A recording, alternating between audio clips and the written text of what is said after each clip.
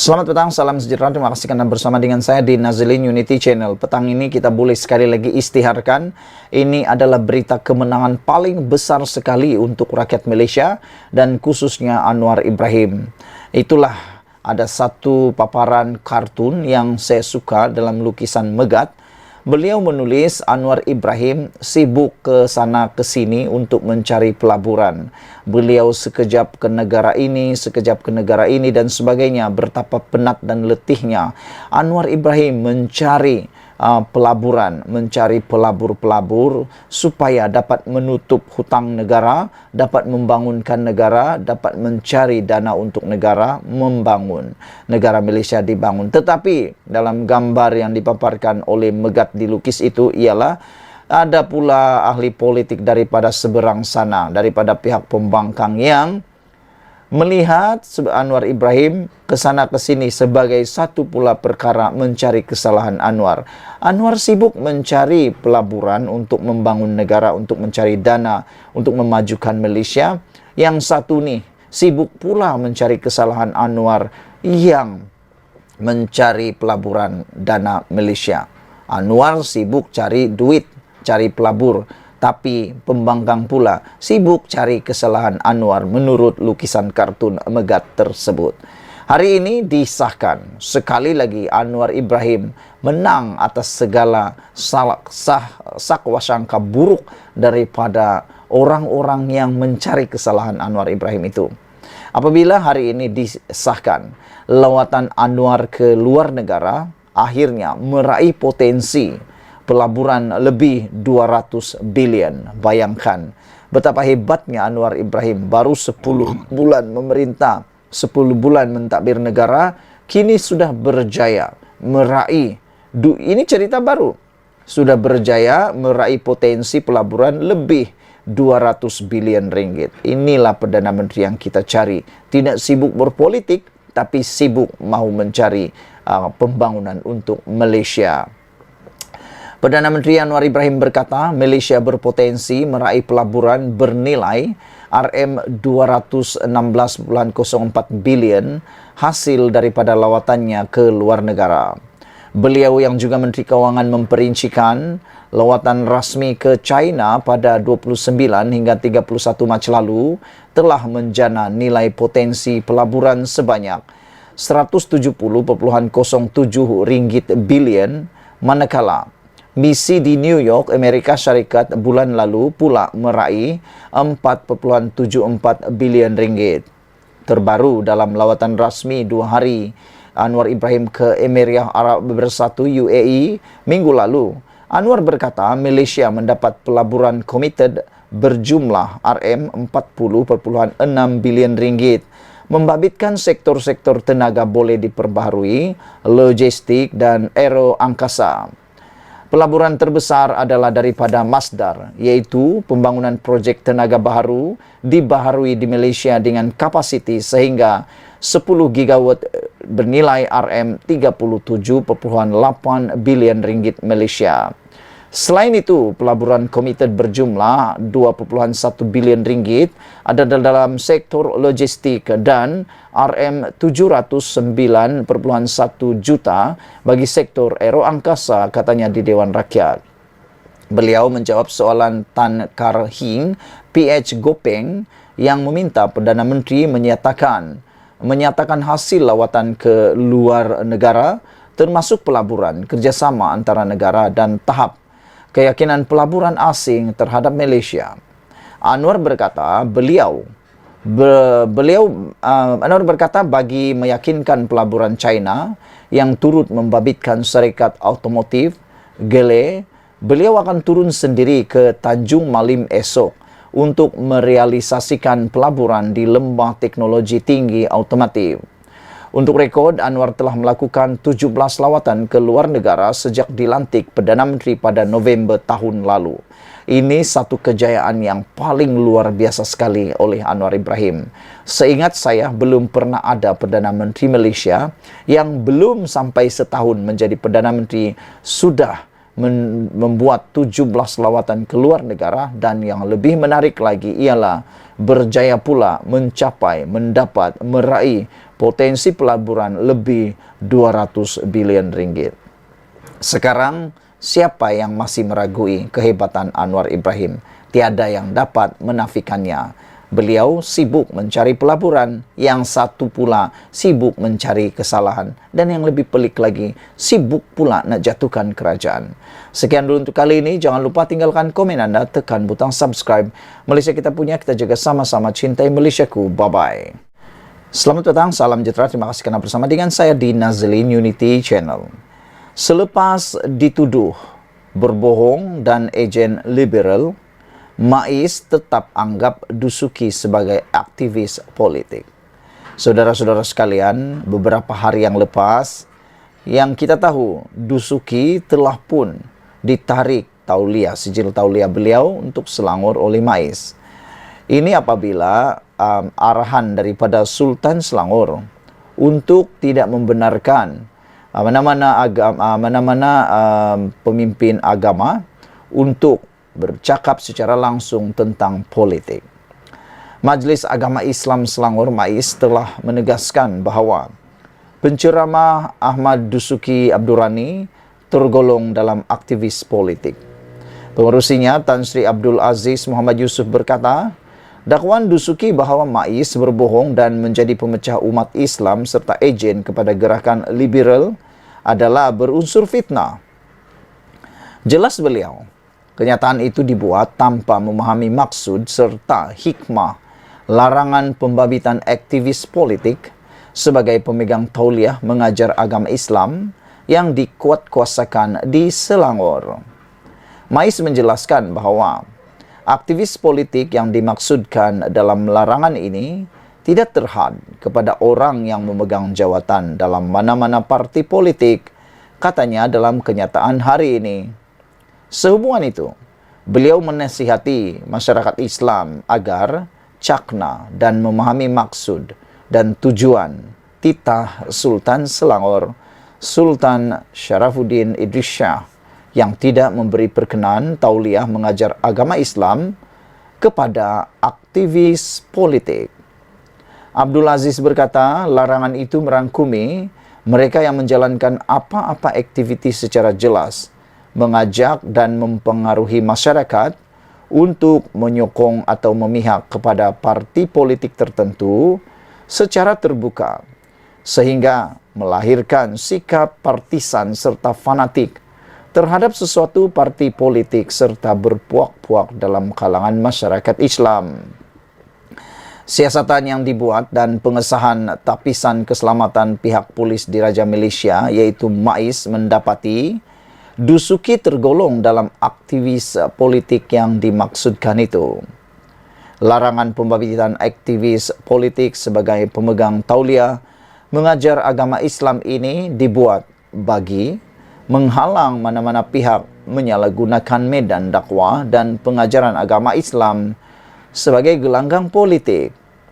Larangan ini juga bertujuan mengelak berlakunya penyebaran propaganda politik yang berunsur fitnah dan kebencian, kerana ia menjadi punca perselisihan serta perpecahan dalam masyarakat Islam. Ini suatu langkah preventif untuk mencegah sebarang mafsadah atau kerosakan daripada berlaku berdasarkan dalil Sa'ad Al-Zari, katanya. Terdahulu, Dusuki yang pernah memegang jawatan dalam PAS mendakwa MAIS berhubung isu penarikan balik tauliah terhadapnya untuk mengajar agama Islam di Selangor. Dusuki berkata, jika keputusan itu dibuat kerana dia merupakan ahli parti politik, justru MAIS sepatutnya menarik balik semua tauliah pendakwa yang menganggotai parti politik, sama ada daripada kerajaan maupun pembangkang. Apa sekarang ini di bumi Malaysia berdosa dan menjadi penjanaya bila menganggotai parti politik yang sah di sudut perlembagaan, soal beliau. Kalau begitu, tariklah semua tauliah para pendakwa yang menganggotai parti politik kerajaan dan pembangkang, termasuk yang menganggotai MAIS sendiri. Ada berani, kekecut takut dengan gerakan sekuler dan liberal saja, kata beliau. Cabarannya yang pernah mewakili PAS bertandingnya. Cabarnya ada yang pernah mewakili PAS bertanding di dalam pilihan raya umum ke-14 di Kerusi Dewan Undangan Negeri Kota Anggrek. Mengulas lanjut, Abdul Aziz menafikan dakwaan bahwa larangan terbabit sebagai suatu sekatan terhadap dakwah dan pengajaran agama Islam di Selangor. Mais menegaskan bahwa larangan itu adalah langkah preventif bagi memastikan dakwah agama Islam yang disampaikan oleh aktivis politik yang bersikap partisan digantikan dengan pemegang tauliah lain yang mempunyai pengetahuan dan kepakaran dalam agama Islam yang tidak bersikap partisan. Pada masa ini, kata beliau, terdapat 5.682 pemegang tauliah yang aktif di Selangor dan penarikan balik tauliah terhadap aktivis politik bermula tahun lalu hanya membabitkan 26 orang sahaja, yaitu 0,5% daripada jumlah keseluruhan pemegang tauliah, katanya. Sehubungan itu, tegasnya, larangan tersebut tidak sama sekali menjejaskan aktiviti dakwah dan pengajaran agama Islam di Selangor. Mais juga menegaskan sentiasa komited untuk memastikan aktiviti dakwah dan pengajaran agama Islam terus subur sebagai medan penyebaran Islam, ilmu serta bebas daripada propaganda politik. Mais menasihatkan semua pihak agar sentiasa berhati-hati dan tidak mengeluarkan sebarang kenyataan yang menghina, mengingkari atau mempertikai titah Sultan Selangor atau arahan Mais, kerana ia suatu kesalahan yang boleh dikenakan tindakan di bawah enakmen Jenayah Syariah Selangor 1995 tambah Abdul Aziz lagi. Sekian dulu untuk kali ini. Jangan lupa tinggalkan komen Anda. Sila tekan butang subscribe. Malaysia kita punya, kita jaga sama-sama. Cintai Malaysiaku. Bye-bye. Selamat petang, salam sejahtera. Terima kasih kerana bersama dengan saya di Nazilin Unity Channel. Dipetik daripada Harapan Daily, tajuk yang paling panas hari ini. Pendakwa perlekeh bidang kuasa sultan. Persoalan besar ini timbul apabila berlaku penarikan tauliah kepada beberapa ustaz untuk menyampaikan kuliah ataupun ceramah agama di Selangor. Ini semua menimbulkan pelbagai polemik. Daripada dua orang yang paling terkenal yang ditarik tauliah itu, salah seorangnya adalah Dusuki. Beliau telah pun memberikan kenyataan yang agak luar biasa apabila beliau menuduh Mais sebagai berbohong dan Ijir liberal. Tetapi apa yang berlaku sebaliknya. Apa yang menarik perhatian kita ialah, adakah tindakan itu memperlekeh bidang kuasa sultan? Itu persoalan besar. Ekoran keputusan Majlis Agama Islam Selangor menarik balik tauliah sebilangan pendakwah yang juga aktivis politik. Pendakwa bebas seperti Ahmad Dusuki Abdurrani dan Abdullah Khairi Harun telah menuduh Mais dengan pelbagai tuduhan. Tidakkah ini sama dengan mempersoalkan bidang kuasa Sultan Selangor, Sultan Syarafuddin Idris Shah? Bukankah ini bermakna para pendakwa sedemikian memperlekeh kuasa Sultan?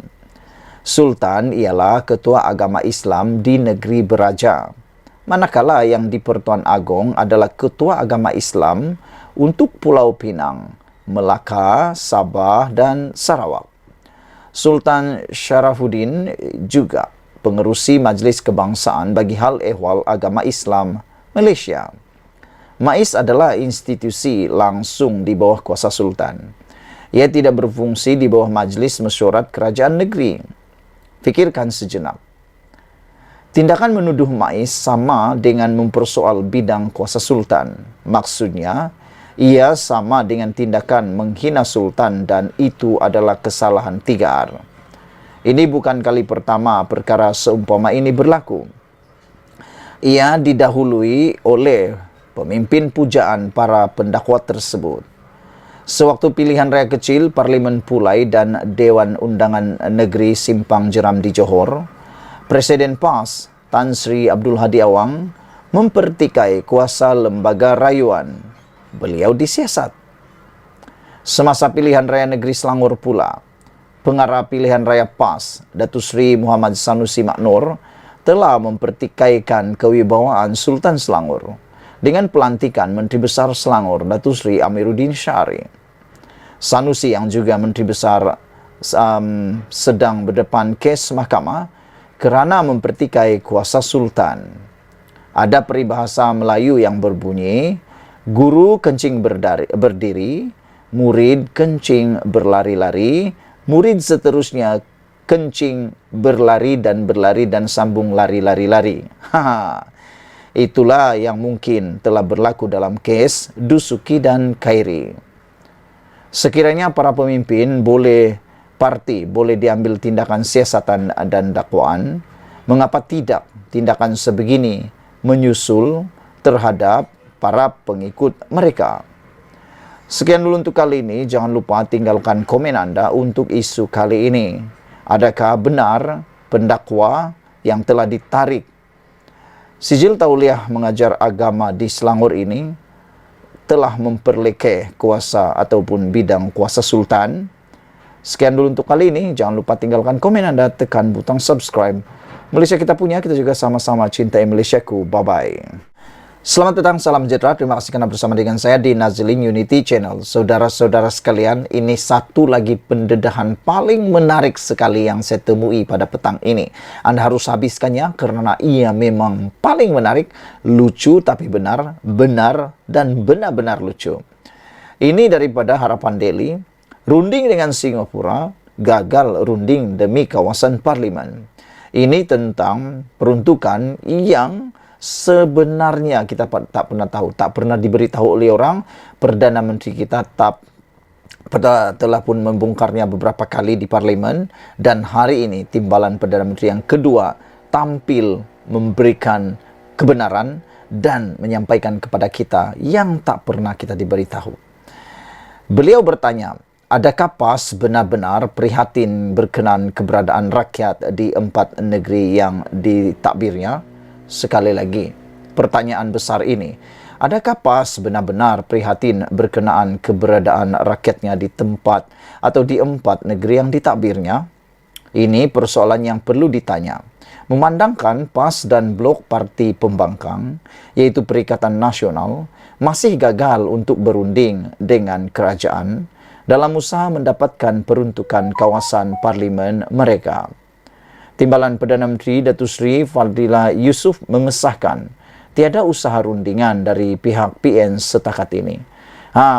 Kalau selama ini kita dengar ada orang kata mereka diabaikan, kerajaan persekutuan tak bantu dan sebagainya, kerajaan persekutuan tak memberikan peruntukan parlimen dan sebagainya, itu semua adalah perkara yang bohong.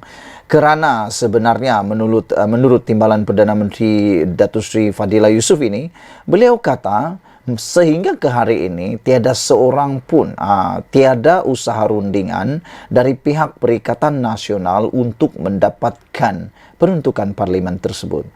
Kata beliau, setakat ini yang jumpa saya cuma Syed Saddiq Syed Abdul Rahman saja, yaitu ahli parlimen Muar. Daripada Perikatan Nasional, belum ada surat rasmi daripada mereka dan saya masih menunggu, kata beliau. Hairannya, dah 10 bulan kerajaan ini berjalan, masih belum ada apa-apa surat rasmi daripada Perikatan Nasional untuk membuat rundingan. Pernah ada perjumpaan dengan mereka, tetapi berkaitan hal-hal lain. Katanya kepada pemberita selepas merasmikan sambutan Jubli Emas Lembaga Kenaf dan Tembakau Negara di sini pada malam Isnin. Penulis pasti ahli parlimen tahu kepentingan dana pembangunan untuk kawasan yang mereka wakili. Namun, mereka langsung tidak peduli perkara ini. Jika blok PN masih teragak-agak untuk berbincang isu peruntukan kawasan, bagaimana mungkin mereka berunding dengan Singapura? Timbalan Presiden PAS Datuk Tuan Ibrahim Tuan Man telah mengumumkan bahawa 4 negeri di bawah pentadbiran Perikatan Nasional membincangkan kerjasama dengan Singapura. Kami telah mengadakan perbincangan mengenai fokus pembangunan di Malaysia dan Singapura. Selain itu, pertemuan ini turut membincangkan potensi kerjasama Singapura dengan negeri Kelantan, Terengganu, Kedah dan Perlis yang berada di bawah pentadbiran PAS dan PN, katanya dalam hantaran di Facebook semalam. Perlu difahami, dana peruntukan kawasan boleh diperoleh dengan lebih cepat berbanding pelaburan luar dari Singapura. Mengapakah Wakil Perikatan Nasional yang telah dilantik tidak berfungsi sebagaimana yang disepatutnya?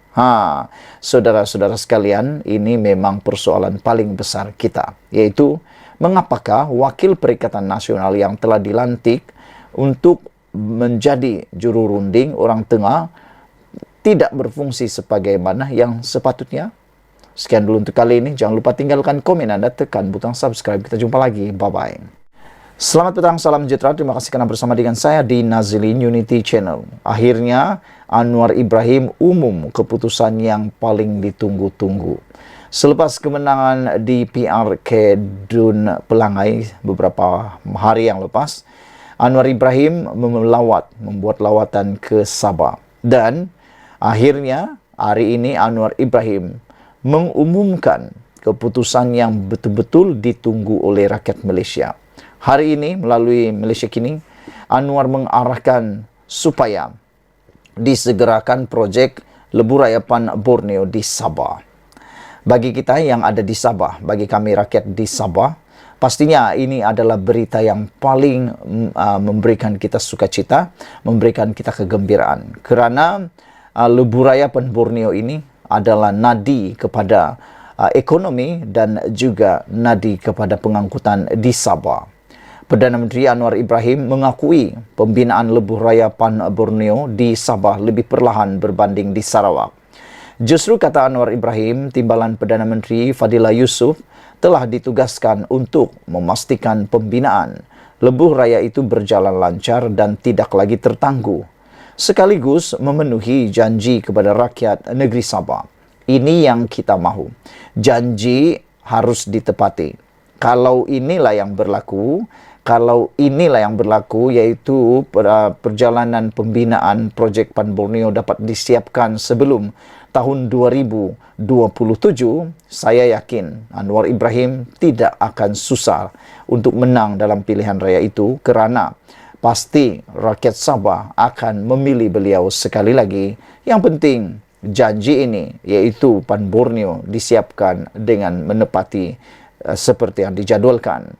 Selain itu, kata Anwar Ibrahim, Kementerian Keuangan juga diarahkan untuk memastikan penyaluran peruntukan dapat dipercepatkan. Saya setuju, Pan Borneo, Sarawak hampir siap, tapi Sabah amat perlahan. Jadi tugas Timbalan Perdana Menteri yang kedua adalah untuk menyegerakannya, kata Anwar Ibrahim. Kementerian Keuangan setuju untuk fast track asalkan ada proses tender, terutama untuk kawasan Sabah, kerana Pan Borneo ini berpuluh tahun tertangguh peruntukannya ada, kata Anwar Ibrahim. Oleh kerana kita sudah janji kepada rakyat Sabah dan Sarawak, jadi tidak ada alasan kita lengahkan. Malah dalam Kembara Kenali Borneo ada dibangkitkan kepada Yang di-Pertuan Agong Al-Sultan Abdullah Riayatuddin Al-Mustafa Billah Shah, kata Anwar ketika sesi pertanyaan-pertanyaan menteri di Dewan Rakyat hari ini. Dalam masa yang sama, Anwar berkata agensi penguatkuasa digesa bertindak tegas dalam memastikan tiada unsur rasuah dan ketirisan dalam projek pembinaan Lebuh Raya tersebut. InsyaAllah, kata Anwar Ibrahim, dalam beberapa aspek saya akan jumpa hari Jumaat. Tetapi dari sudut ketirisan, saya setuju. Kita kena tegas dan saya minta semua agensi penguatkuasa supaya jangan tolak ansur. Pastikan tidak ada lagi kebocoran dan ketirisan, kata beliau. Anwar menjawab soalan tambahan Muhammad Safi Abdal, warisan sempurna, mengenai kelewatan projek Pan Borneo Sabah berbanding di Sarawak yang sudah hampir siap. Selain masalah bekalan air yang berterusan disebabkan isu ketirisan. Untuk rekod, jadual Kementerian Kerja Raya mengenai 15 pakej fasa 1 projek Pan Borneo Sabah yang dijadual siap pada akhir tahun depan sukar dicapai. Ahli Dewan Undangan Negeri Adun Sindumin, Yusuf Yaakob, sebelum ini berkata, dia tidak yakin jaminan itu dapat dipenuhi berdasarkan perkembangan semasa kerja pembinaan di semua pakej tersebut atau terbabit.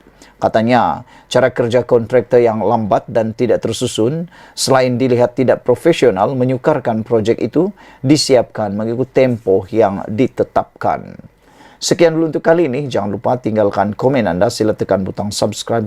Malaysia kita punya, kita jaga sama-sama cintai Malaysiaku. Bye-bye. Selamat petang, salam sejahtera. Terima kasih karena bersama dengan saya di Nazilin Unity Channel. Isu tentang bekalan beras semakin hangat dikatakan di Malaysia. Bahkan baru-baru ini sudah tak tahan lagi, akhirnya Anwar sendiri, Perdana Menteri Malaysia yang ke-10, tampil memberikan amaran paling keras kepada semua orang yang cuba-cuba mahu menipu, yang cuba-cuba mahu mengambil keuntungan, menyusahkan rakyat. Anwar Ibrahim mengatakan beliau tidak akan melepaskan dan dia akan mencari sampai kedapatan orang yang cuba menipu, cuba memanipulasi, cuba mengambil kesempatan atas perkara tentang beras ini. Dan terkini, satu sindiket penipuan beras telah dibongkar oleh SPRM. SPRM akhirnya membongkar sebuah syarikat di Kedah kerana tipu bekalan beras. Ini memang menarik kerana ianya berlaku di Kedah yang dipimpin oleh Muhammad Sanusi Maknor. Suruhanjaya Pencegahan Rasuah Malaysia SPRM berjaya membongkar satu kegiatan penipuan pembekalan beras sebanyak 28,000 tan metrik bernilai RM100 juta melibatkan sebuah syarikat di Kedah yang menyebabkan kepincangan pengedaran dan penjualan bahan makan ruji itu di negara ini. Menurut sumber SPRM, syarikat tersebut sebelum ini dipercayai mendapat kontrak pembekalan beras di Semenanjung Malaysia daripada sebuah syarikat pertanian milik kerajaan negeri bernilai lebih RM100 juta setahun, kira-kira 7 tahun lepas. Berdasarkan kontrak itu, syarikat tersebut telah membuat pinjaman bank sebanyak RM30 juta sebagai pembiayaan projek terbabit beberapa tahun lepas, katanya dalam kenyataan hari ini. Menurut sumber itu, pengarah syarikat berkenaan disyaki telah berpakat dengan seorang ahli lembaga pengarah syarikat milik kerajaan negeri bagi mengesahkan pembelian dan penghantaran 28,000 tan metrik beras setahun, namun pembekalan itu tidak dibuat. Yang menarik perhatian netizen hari ini ialah siapa ahli lembaga pengarah syarikat yang adalah milik kerajaan negeri ini. Yang menghairankan ialah kenapa boleh bersekongkol, berpakat dengan ahli lembaga pengarah itu dengan seorang lagi pemilik syarikat tersebut. Ini amat mendukacitakan kita. Seorang ahli lembaga pengarah syarikat milik kerajaan negeri sanggup melakukan perbuatan terkutuk ini yang telah pun menyusahkan seluruh rakyat Malaysia, khususnya di Semenanjung Malaysia. Katanya, sebelum ini syarikat itu telah mengemukakan dokumen dengan butiran matan palsu kepada pihak bank untuk tujuan permohonan pembiayaan pinjaman berkenan dan telah menerima amount sebanyak 30 juta ringgit itu menerusi beberapa transaksi. Sementara itu, pengarah kanan siasatan SPRM Datuk Seri Hisamuddin Hashim ketika dihubungi mengesahkan perkara tersebut dan kes disiasat mengikut Seksyen 18 Akta SPRM 2009. Saudara-saudara sekalian, saya amat suka dengan isu kali ini. Kenapa? Kerana ianya amat bertepatan sekali dengan keadaan kita sekarang. SPRM diharap terus dapat mengukuhkan lagi kuasa, bahkan menjalankan tanggungjawab dengan lebih berani lagi. Semoga dengan pembongkaran ini, masalah beras yang mencengkam Malaysia dapat diselesaikan dan harap-harapnya ini tidak akan harap-harapnya perkara ini dapat membersihkan nama Anwar Ibrahim. Sekian dulu untuk kali ini. Jangan lupa tinggalkan komen Anda, tekan butang subscribe. Malaysia kita punya, kita jaga sama-sama cintai Malaysiaku. Bye-bye.